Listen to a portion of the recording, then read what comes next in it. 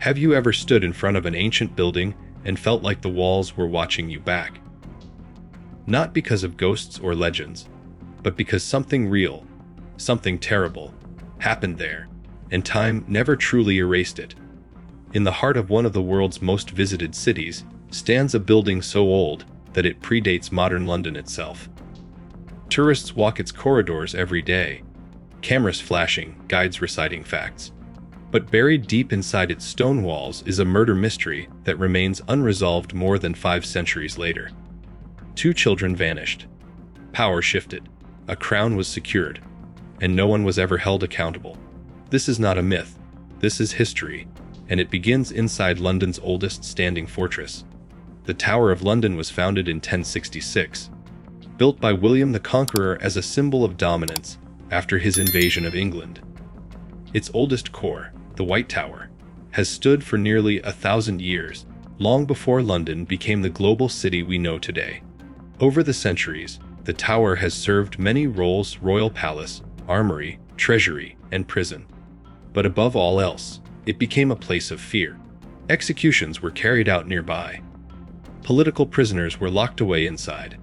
And secrets, dark, dangerous secrets, were sealed behind stone doors.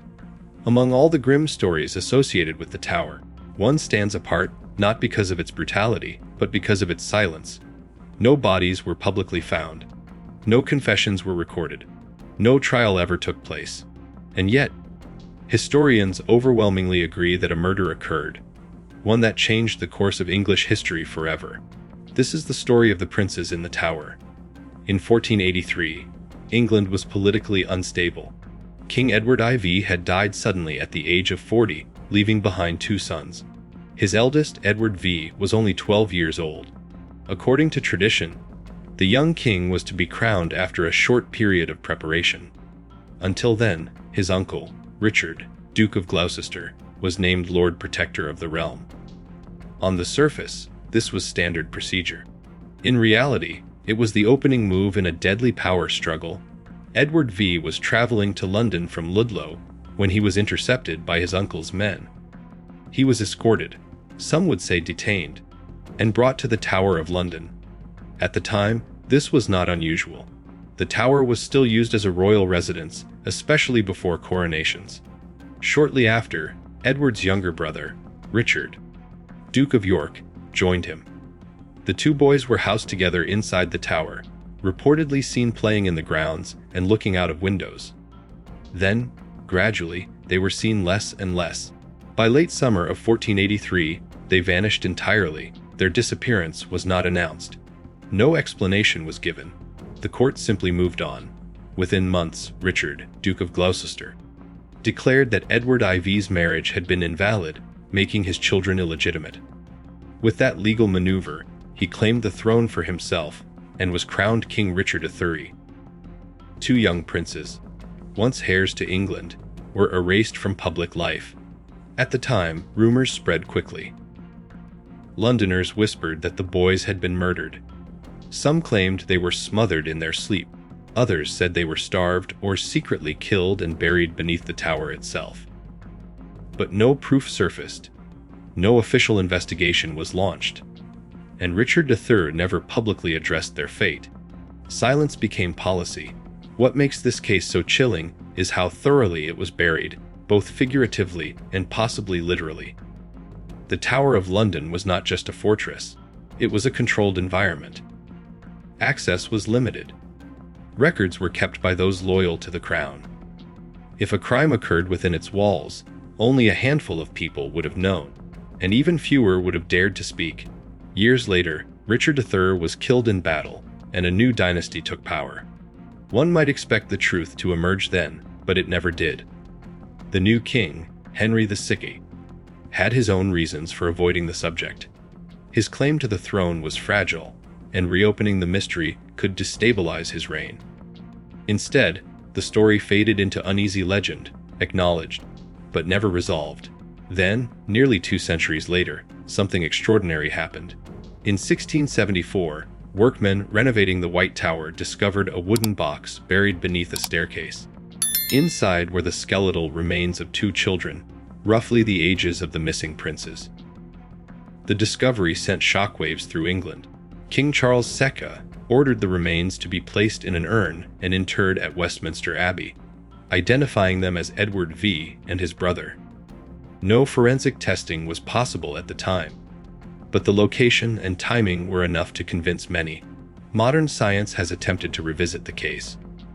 In the 1930s, the remains were examined by anatomists, who confirmed they belonged to two children of appropriate age.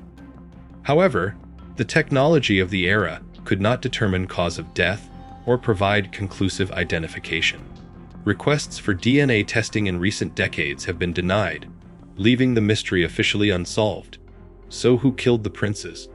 The most common suspect remains Richard III. He had the clearest motive, removing rival claimants to secure his throne. He had the means, with control over the tower. And he had the opportunity, with the boys isolated and under guard.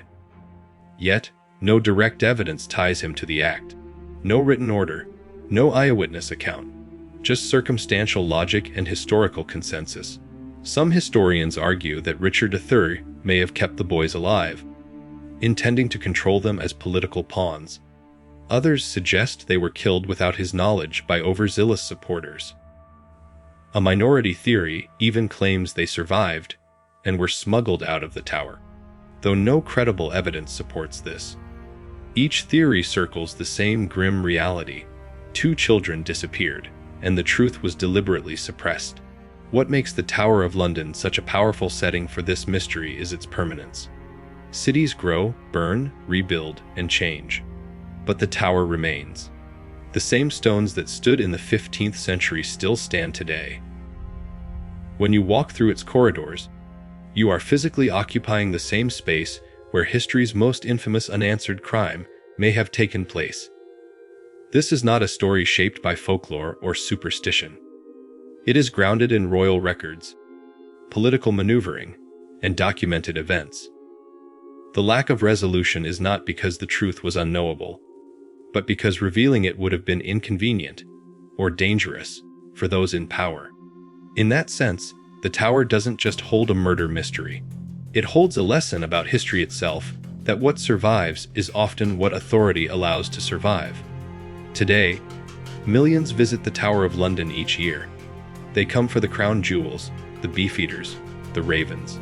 Few stop to consider that beneath their feet may lie the remnants of a crime that altered the monarchy forever. The tower is marketed as heritage, but it is also evidence.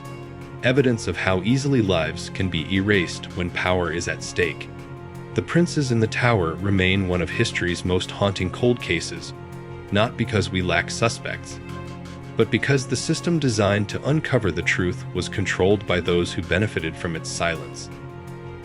The oldest building in the city did not just witness history. It absorbed it, locked it away, and carried it forward without ever speaking. And perhaps that is what makes this mystery so enduring. Not the question of who committed the murder, but the realization that the truth may still be buried, physically and politically, inside walls that the world continues to admire. If stories like this fascinate you, stories where real history is darker, stranger, and more unsettling than fiction, make sure to subscribe to the channel. Give this video a like if it held your attention, and stay connected for more deep dives into the hidden truths buried inside the world's most famous places. History has a habit of whispering its secrets.